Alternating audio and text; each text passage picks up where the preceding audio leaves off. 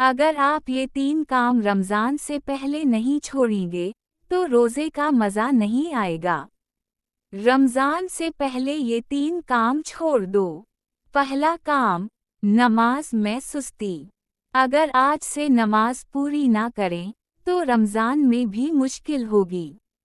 آج سے ایک نماز پکی کر لیں، اللہ آسانی فرما دے گا۔ ایک نماز میں سستی چھوڑیں۔ دوسرا کام، زبان کے گناہ۔